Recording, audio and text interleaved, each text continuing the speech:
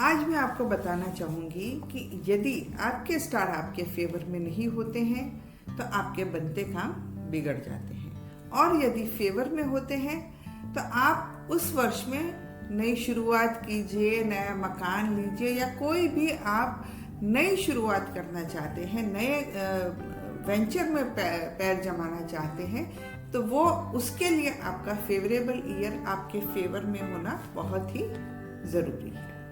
वरना क्या होगा कि जो अगर आप फेवरेबल ईयर में काम नहीं करेंगे तो आपके काम अटक जाएंगे और नई शुरुआत में आपको अड़चने आएंगी और उससे आपका मनोबल टूटेगा।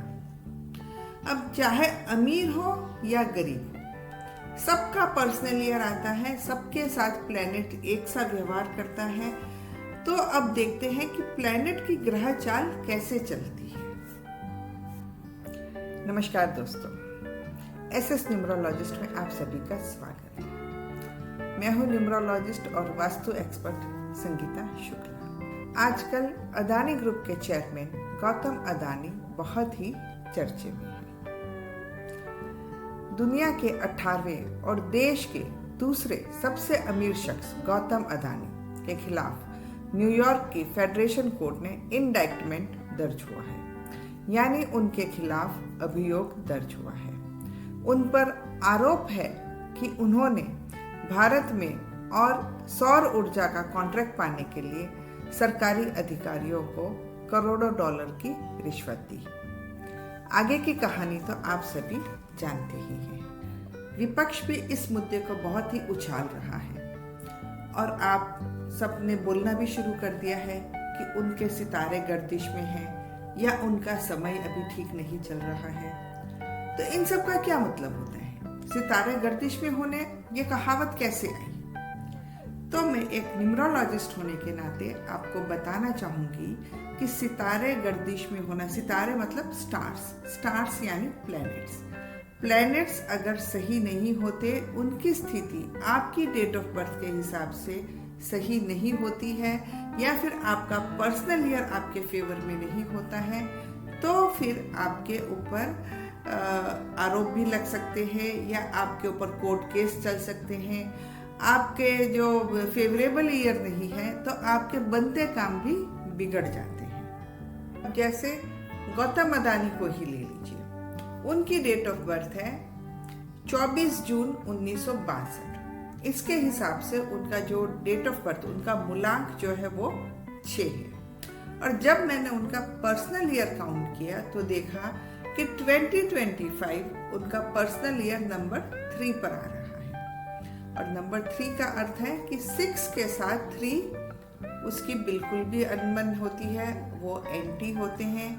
तो जिनकी भी डेट ऑफ बर्थ 6 है, उनका अगर डेट ऑफ बर्थ 6, 24 या 15 है, उनका अगर एंटी ईयर या 3 नंबर पे आता है, उनका पर्सनल ईयर 3 नंबर पर आता है, तो उस वर्ष उनको स्लो डाउन हो जाना चाहिए, उनको कोई नई शुरुआत नहीं करनी चाहिए, क्योंकि वो उनका एंटी ईयर है।